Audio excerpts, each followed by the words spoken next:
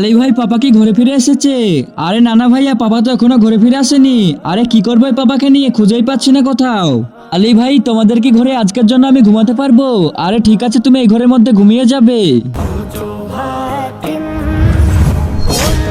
আরে বেটা বেটা তাড়াতাড়ি করে উঠে পড়ো। আরে পাপা, এটা তোমার কি হয়েছে? কিন্তু তার আগে হে আল্লাহ, পবিত্র কোরআন দেখে যে যে ভিডিওতে লাইক করে চ্যানেলটিকে সাবস্ক্রাইব করে দিবে এবং এই ভিডিওটি 10 জনের কাছে শেয়ার করে দিবে, তাকে তুমি পরীক্ষায় পাস করে দিও। কমেন্টে বলুন আমিন। আরে বেটা, তোর ভাই তো জায়গা জমির জন্য আমাকে মেরে দিয়েছে। তুই যেখানে ঘুমিয়ে আছিস তার নিচে আমার লাশ ভরা আছে। पापा पापा ओ पापा, मेरे प्यारे पापा, ये तुम्हें क्या हो गया?